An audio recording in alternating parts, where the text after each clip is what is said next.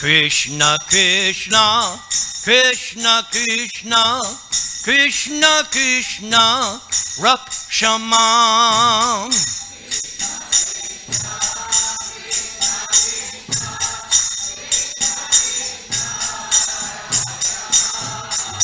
Krishna Krishna, Krishna Krishna, Krishna Krishna, Pahimam.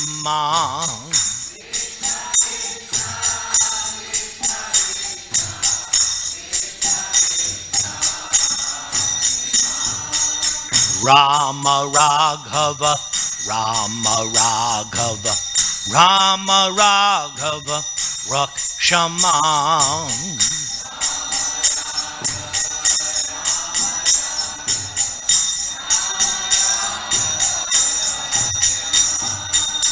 Krishna Keshava, Krishna Keshava, Krishna Keshava, Pahimam.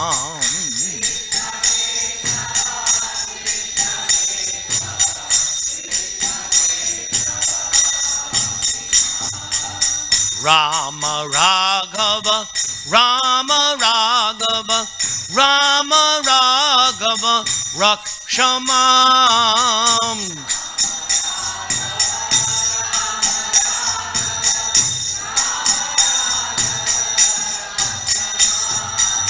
Krishna Keshava, Krishna Keshava, Krishna Keshava, Pahimam.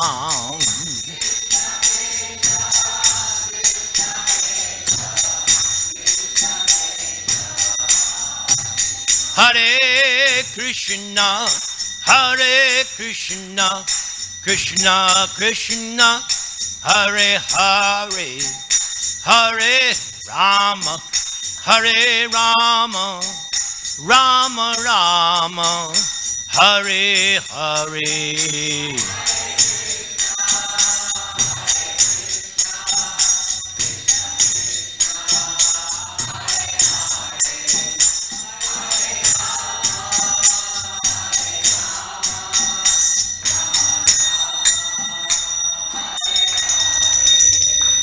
Thank you for singing so nicely. It's very encouraging. So the meaning of this mantra, Lord Chaitanya chanted this mantra when he would walk throughout South India after taking sannyas. The meaning is calling out to Krishna, please protect me, please maintain me. And he also includes Lord Ramachandra, please protect me, please maintain me. And there's also this other name. Everybody say Keshava. This name Keshava has three meanings. One, Krishna is famous for having killed one horse demon, Keshi. Another meaning, esoteric, is that Krishna's hair is very, very fine. Very, very fine. And we know from the history of Damodar Leela and the notations by the Acharyas, Krishna's hair is deep blue, tinged with red. And I always like to make this point, that our scriptures, our Vedic scriptures, have so much detailed information about God. You're not going to find so much details in other religions. But when you come to the Vedic scriptures, especially the Bhakti Shastras, you're going to get so much detail about God. I want to thank my drummer, Kamal. Thank you for playing perfectly. Wait, I'm disobeying the orders of my GBC. Wait. I was told, it's here somewhere, don't worry. There it is. Yes, I've been instructed by my authority to always bring my bell. So, Kamal, you get 3 dings for excellent. Everybody, let's give him a hand. His drumming is so nice because he follows. He doesn't try to take over the kirtan. I'm not making any comments, but you set an excellent example. So you should make millions of Mridanga disciples, and they should play just like you. In case you're not here and one of your disciples will play for. All right, I always start off with two of my favorite mantras. Trinadapi sunichena tarad iva sahishnuna amanina manadena kirtaniya sadahari. This mantra, Lord Chaitanya's third instruction from his Shikshashtakam, puts me in the right mental frame.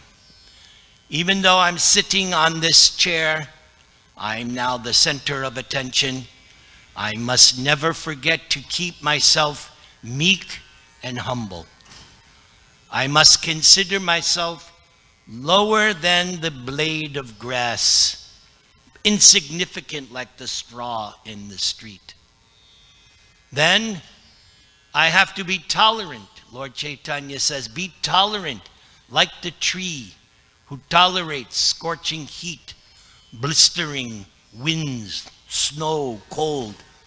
The tree never protests. And people come and take the fruits and flowers and twigs and sometimes cut down the tree. Tree never protests. So Lord Chaitanya says, yes, meditate like that. Then, since Krishna is in everyone's heart, I must recognize that. Vanchakalpa tarubhyascha kripasindubhya evacha patitanang pavanebhyo vaishnavebhyo namo namaha. And then the last item, I cannot be concerned about what people think or say or no. I have a job to do. When I'm sitting here, my job is to repeat what I've learned from my spiritual master. In the beginning of Srimad Bhagavatam, which I'm going to recite to you today, this is a Bhagavat Katha, the opening scene of the Bhagavatam is the forest of Naimisharanya. And the sages, headed by Shaunaka, are performing a sacrifice which was to last for 1,000 years for us, for the benefit of the people of Kali Yuga.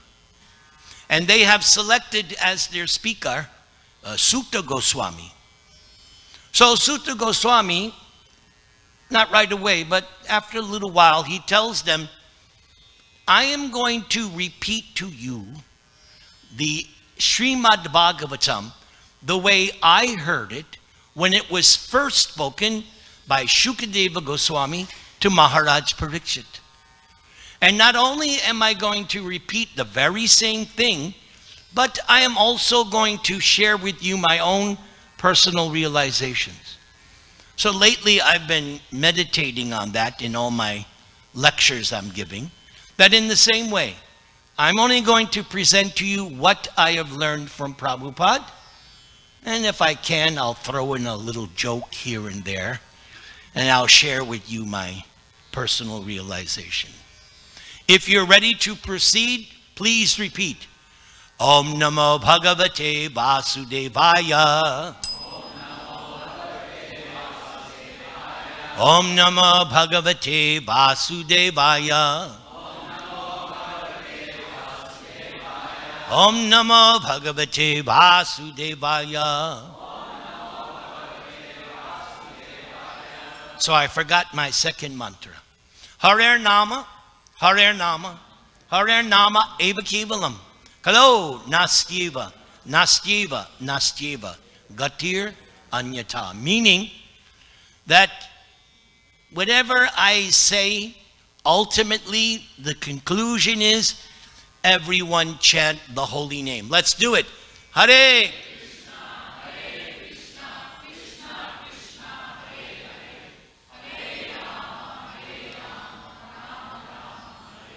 Let's go. So, let's first understand who this Bhishma, grandfather Bhishma, is. And for that, I've selected the following shlokas from Srimad Bhagavatam, spoken by Yamaraj, the superintendent of death. I don't think anyone here would argue with anything Yamaraj has to say, since he is the judge. Swayambur Narada Shambhu, Kumara Kapilo Manu, Prahlado Janako Bhishmo, Balir Vayasakir Vayam, Dwadashaite Vijanimo, Dharman Bhagavatang Bata, Guyam Vishuddham Durbodham, Yam Gatvam Ritam Ashnute. So, the background for this two shlokas, many of you know the story of Ajamil, how he was saved from the Yamadutas. So when the Yamadutas were frustrated in their attempt to drag Ajamil to hell, they went back to their master, Yamaraj, and they said, wait. This is the first time that we have been stopped from taking somebody to hell who deserves to go to hell. That's our job. And so they said, what's going on? Why were we checked by these 4 beautiful Vishnu Dutas, servants of Narayan? And when Yamaraj heard this from his servants, he was so happy. Yes, he said, told them, I'm not supreme. Above me is, everybody say, Narayan. Because that was the sound Ajamil made when they were dragging him to hell. He cried out, Narayan! Everybody, like that. Narayan! Oh, you're fired up. I like this. Very good. By the end, we'll have nice appetite for a nice prasad. Here's the translation. Lord Brahma, Bhagavan Narada, Lord Shiva, the 4 Kumaras, Lord Kapila, the son of Devahuti, Swayambhuva Manu, Prahlad Maharaj, Janaka Maharaj, Grandfather Bhishma, Bali Maharaj, Shukadeva Goswami, and I myself, Yamaraj. We know the real religious principle.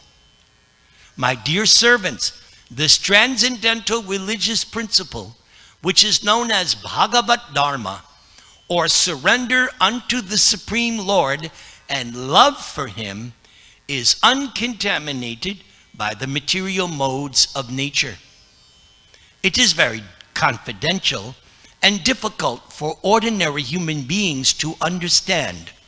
But if by chance one fortunately understands it, one is immediately liberated and thus returns back to Godhead.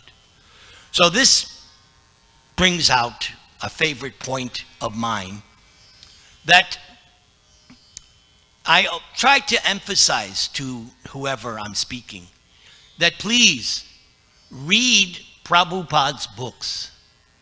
Prabhupada's books is the reason why I am sitting here.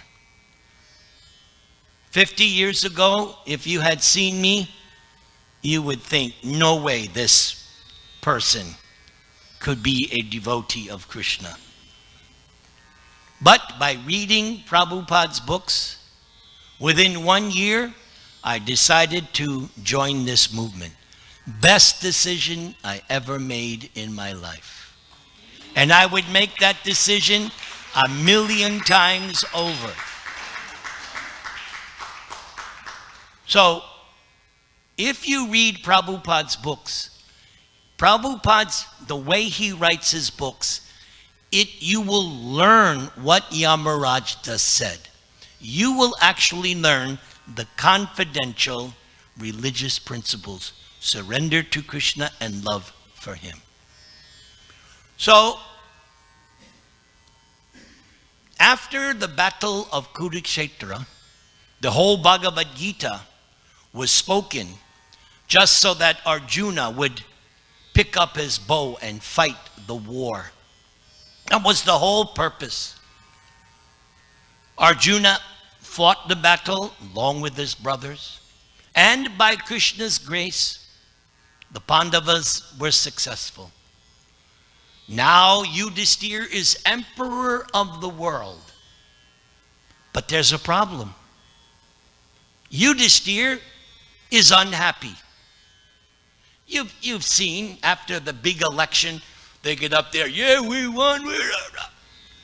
Yudhishthira, after becoming emperor, he's despondent. He's depressed. And the reason why he's depressed is because Yudhishthira was such a moral individual. You could say moral to a fault almost. He was so strict in his moral principles. So he was thinking, millions of people have died just so that I can be emperor? There's no way I can atone for all of this. Certainly I'm going to hell. Now, Yudhishthira was speaking to Krishna and Vyasadeva, and they told him, no. You did nothing wrong. You did the right thing. But even Krishna and Vyasadeva could not convince Yudhishthira. That's how depressed he was. So then Krishna said, okay, come with me. So Krishna took Yudhishthira and his brothers, and they went to the scene of the massacre. Because sometime during the fight lasted 18 days. So somewhere in the middle, Bhishma Dev is finally struck down, but he's not dead. Because in his youth, Bhishma had gotten a benediction from his father. You, my son, you will die only when you want to die. Who would like that? I would like that. You die when you want? That's what Bhishma had. So the battle is over, and Bhishma Dev is still lying on the battlefield, his body racked with arrows. Practically he's lying on a bed of arrows piercing his body, but he's not dead. So Krishna brings the Pandavas headed by Yudhishthira, and when Bhishma sees the Pandavas, he's happy. Because even though Bhishma fought on the other side, and we'll get into that later, Bhishma always had special affection for the Pandavas. After all, we just heard, Bhishma Dev is Mahajan, an authority on the science of religion, God. So, even though he's a pure devotee, Mahajan, he fought on the wrong side. So, when Bhishma saw Yudhishthira, he told him, what? No, you're thinking wrong. You don't understand who this Krishna is. You thought this Krishna was your relative or messenger or order carrier or cousin or whatever. Bhishma said, this Krishna is, and I love this word, Adi Narayan. Everybody say, he's not only God, he is the Adi. He's the original. So this proves Bhishma Dev is Mahajan. He knows the Siddhanta. He knows the conclusion of all the Vedas. So he said, Yudhishthira, try to understand. Nobody can know the workings, the mind, what Krishna has in store. Nobody. Someone may be a great Muni, a great thinker, a great mystic. No. They'll never understand Krishna's plan. So Bhishma said, obviously, now you're emperor, this was all Krishna's plan. You have to accept it. That's all. And why do you have to accept it? Because now everyone who's remaining, who's still alive, They are going to need your protection, because that is what a ruler is supposed to do. Not these modern politician demons who simply exploit the people. They're all rascals. They're not thinking about the welfare of the people. They're simply thinking how to make another hotel, how to make this, how to make, for their own aggrandizement. They don't care. They're all rascals. But not Yudhishthir. So Bhishma says, you got to understand, Yudhishthir, Bhishma says, the people are now depending on you. You have to lead them. You have to guide them. You have to protect them. And this is all Krishna's plan. Accept it. So because Bhishma is who he is, such an he's the great grandsire of the whole dynasty. Even though I find it difficult, Krishna couldn't convince him, Vyasadeva, but Bhishma, he was able to convince Yudhishthira. He said, now, do your duty. So while they're talking, there's some questions, and all of a sudden, the sun is starting to set.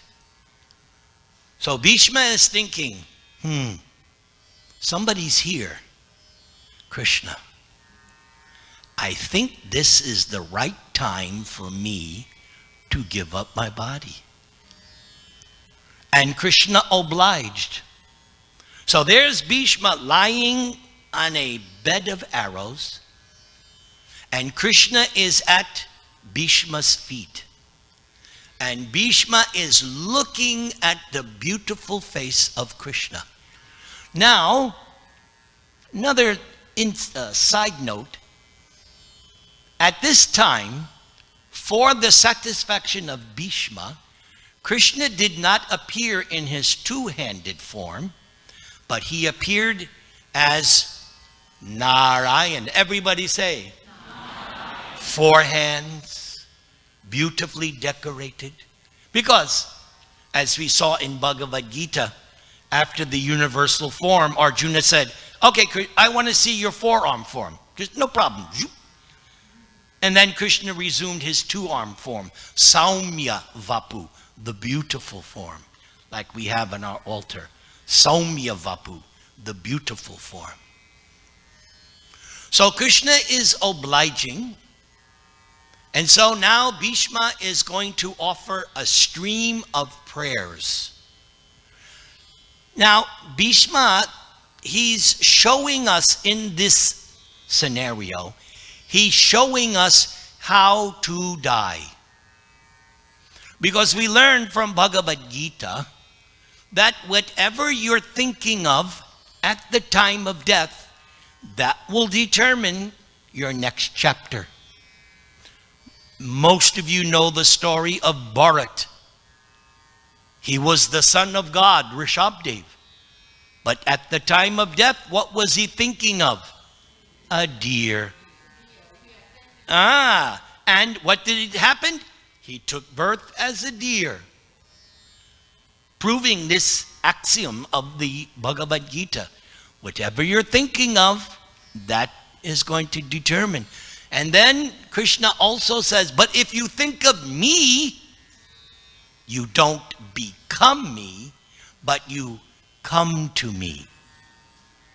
Who wants to go back to Krishna? Yes. So Bhishma Dev is showing us how to die. So, optimum. How can Bhishma not think of Krishna as he's giving up his body? Krishna is right there, and he's going to offer beautiful prayers.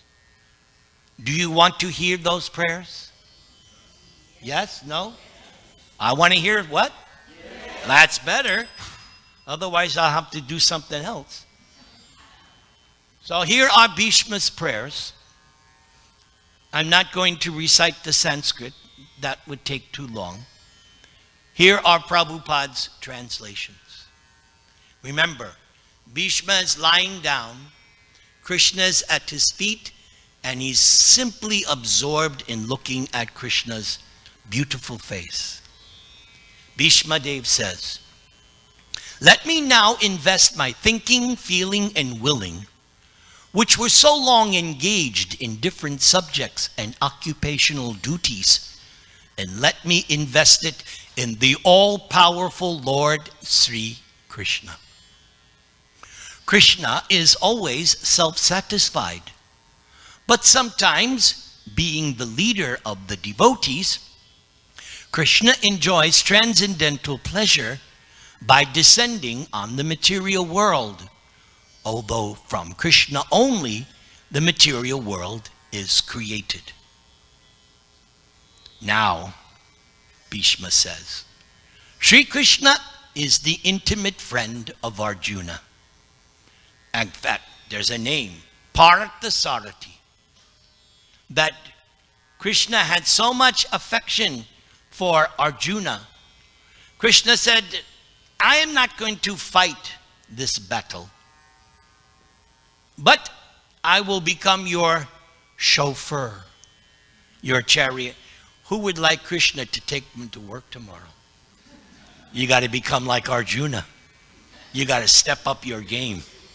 You got to get to this level, Arjuna's level. Krishna has appeared on this earth in his transcendental body. This is important.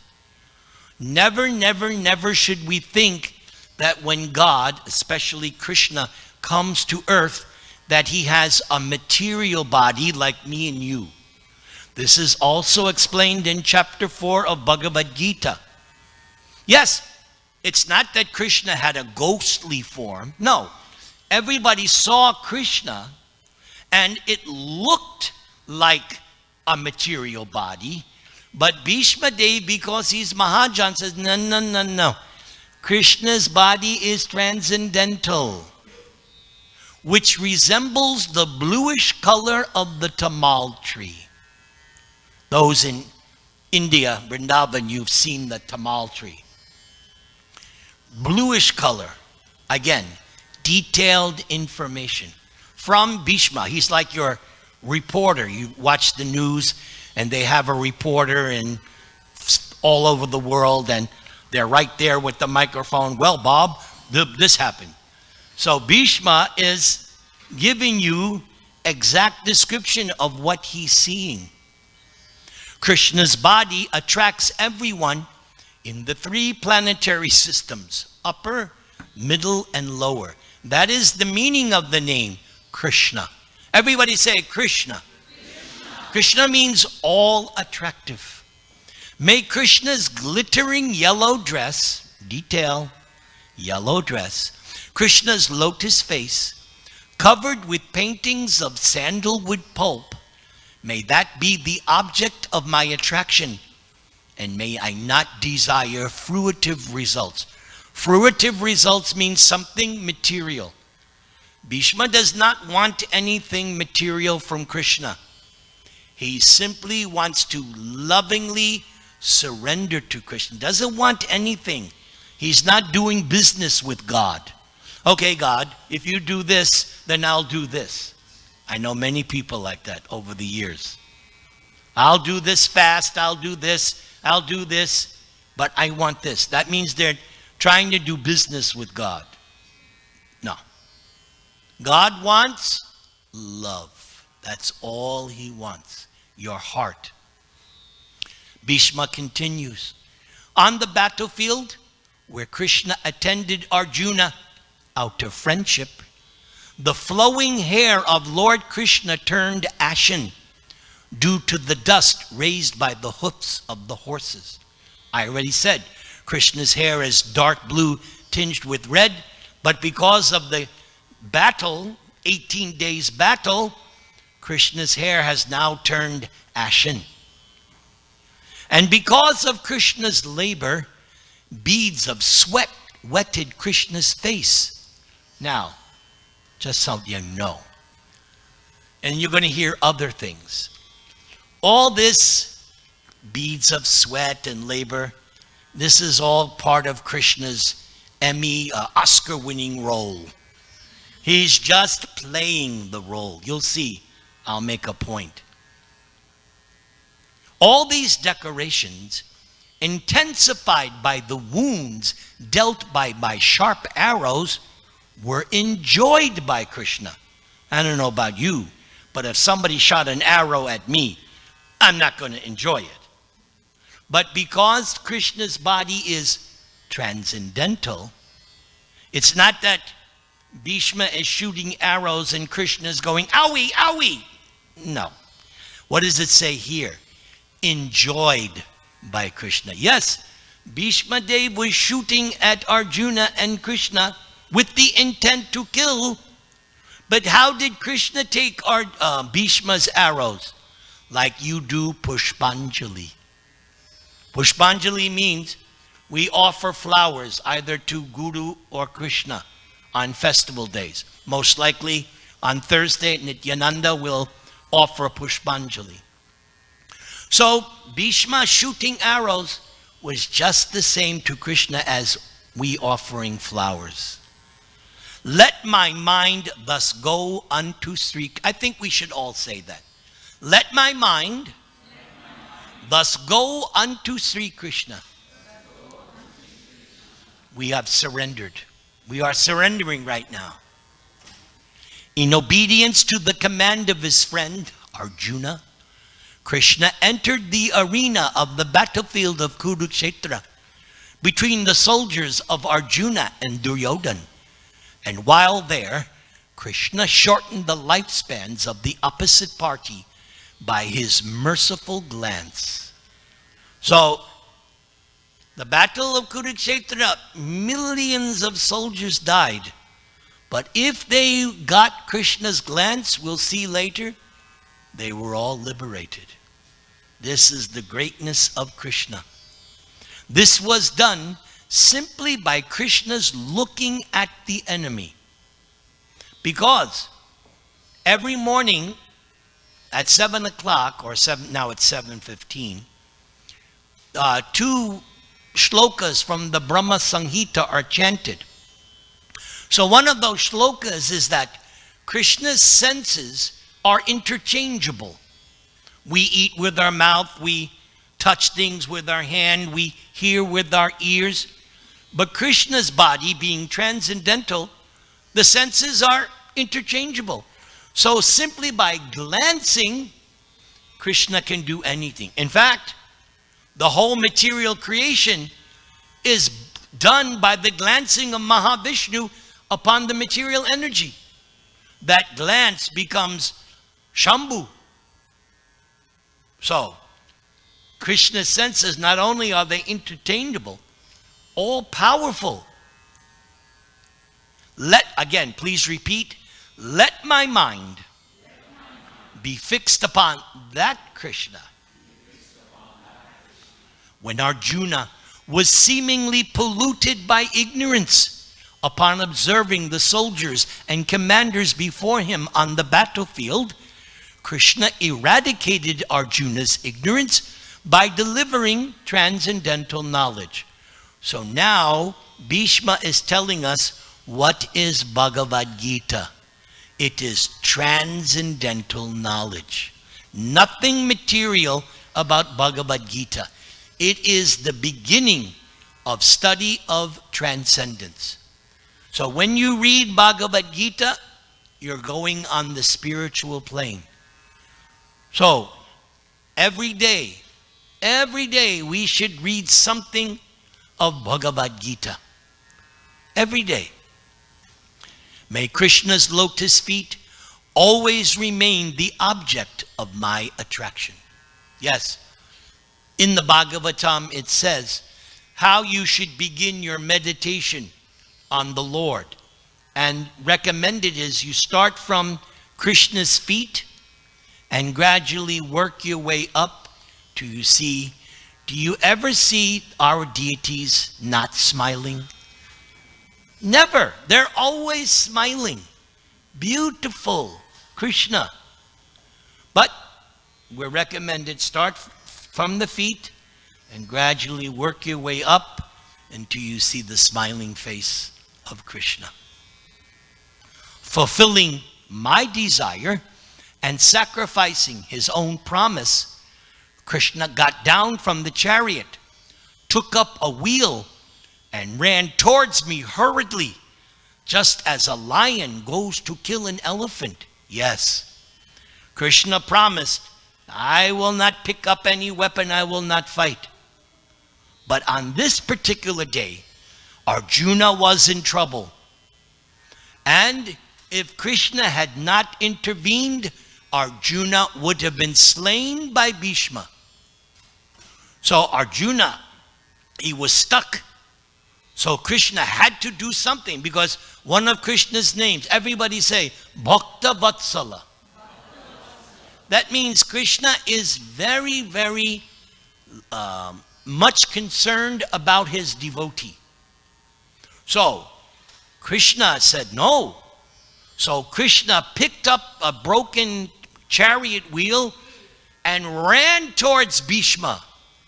And the picture is Bhishma is like this. Yes, come and get me. That would have been Bhishma's exit. He would have loved to have been killed by Krishna. And we already said that he charged him like a lion. So Krishna was angry. And Bhishma was relishing it, yes. But just as Krishna was about, the conch shell blew. That was the end of the Super Bowl. Because when they would fight wars, it's like our modern day sporting events. They would fight a certain amount of time. Then at the end of the day, the conch shell will blow. Oh, that's it. No more fighting for today. And then they would eat together. Amazing. So just as Krishna was about to do it, the conch shell blew. So technically, Krishna didn't break his, technically. He didn't really attack, but he charged.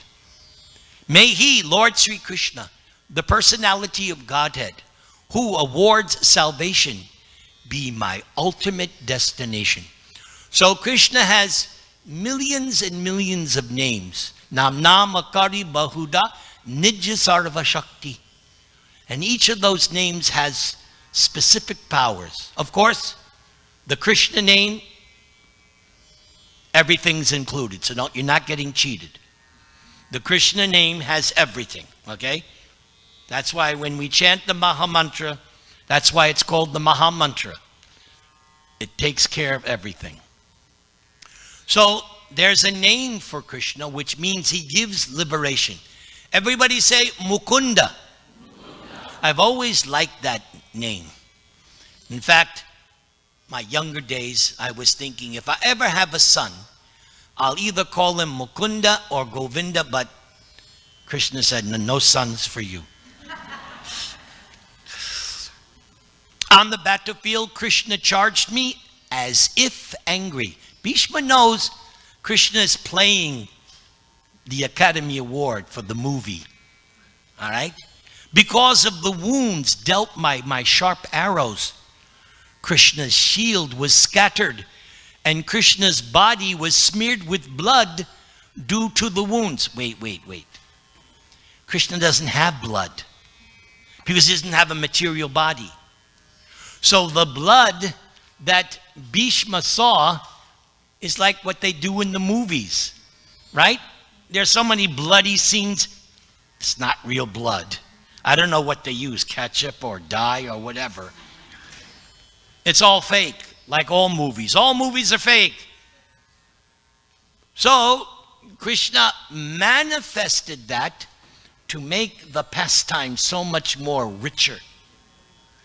At the moment of, okay, everybody say, at the moment of death, let my ultimate attraction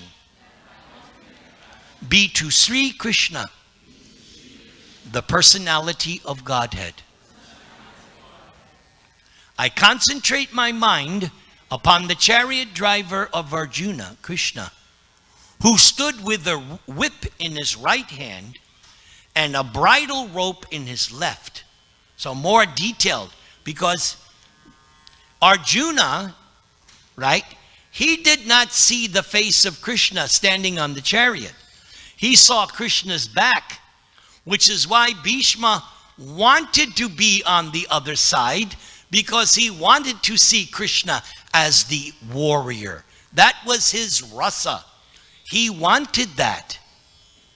So Bhishma was able to see the angry face of Krishna, not Arjuna. Arjuna is shooting the arrows and he sees Krishna's back. So detailed, Bhishma is giving detail. A whip for the horses, bridle rope, and who was very careful to give protection to Arjuna's chariot by all means. There's one incident, I can't remember exactly, but a certain missile is coming towards Arjuna, and it's going to Arjuna's head. So what does Krishna do? Steps on the chariot goes down, and the missile goes over Arjuna's head. Gotta love Krishna. He always takes care of his devotees. I love this about Krishna. He takes care of his devotees. Those who saw Krishna on the battlefield attained their original forms after death. Our original form is spirit, not these dresses.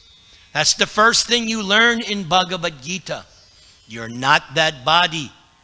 You may think, we all used to think, oh, I'm so handsome, I'm so pretty. Then one day, oh, gray hair, wrinkles, what happened?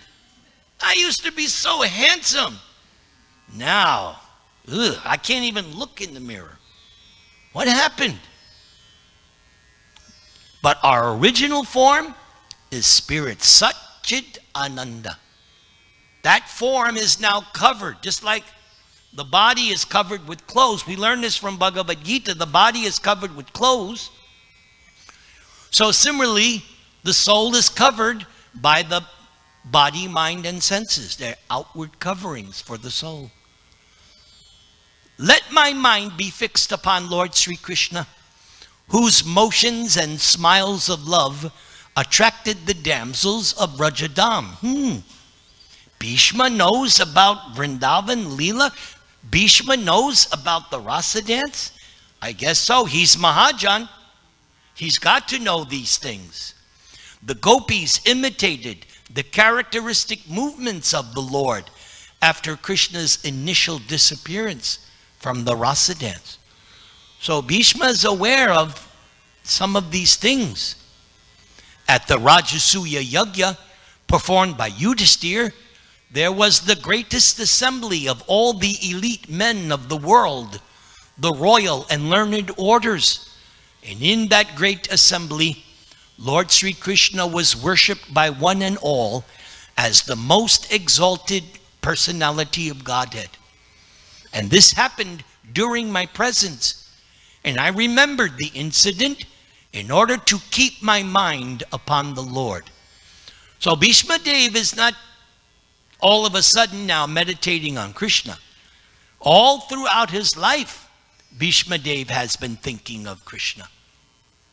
This Rajasuya sacrifice meant that this was before the battle of Kurukshetra.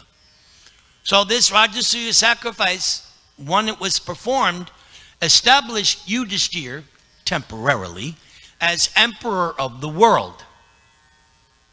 But Yudhisthira confided in Krishna before. He said, no, really, the real reason why I want to do this Rajasuya sacrifice is I want to show everyone you are God. And in that Rajasuya sacrifice, there were rishis and brahmins and kings and even demigods. So Yudhisthira wanted to show even the demigods, this Krishna, he is the supreme. And everyone, when Sahadev, Yudhisthira's younger brother, when it was time for Agra Puja, who to be worshipped first, people were hesitant. So Sahadev spoke. He said, I think the best person to be worshipped first is Krishna. And he gave all these reasons. Everyone agreed except one rascal, Shishupal. And Krishna took care of that. But that's another lecture. We're running out of time. Now I can meditate with full concentration upon that one Lord Sri Krishna, now present before me, because now I have transcended the misconceptions of duality in regard to his presence in everyone's heart. I said that at the beginning. Krishna is in everyone's heart. Even in the hearts of the mental speculators, Krishna is in everyone's heart. Just as the sun may be perceived differently, but the sun is one. Like we are in winter, but if you go to Australia, Oz, they call it Oz for some reason. I know. They're having summer. It's the same sun, but depending on where you are, the sun is perceived differently. So the best example I give is, let's say there's a bright sunny day, not a cloud in the sky. And we go to a field and we have 1,000 water pots. You know those clay water pots? Indian people know all about the clay water pots. So if we fill up those water pots with water, noontime, in each of those pots, what will you see? A reflection of the sun. It's not the sun, it's a reflection. In the same way, Paramatma in our hearts is one, but he's reflected in everyone's heart. So it's not that my Krishna is competing with your Krishna. No, it's the same Krishna. And I like that. Did you learn anything today? Did you like what you heard today? Good. Let's leave by chanting and then take prasadam to your full satisfaction. All in favor, say Hari Bol. Hare Krishna, Hare Krishna, Krishna Krishna, Hare Hare, Hare Rama, Hare Rama, Rama Rama, Hare Hare.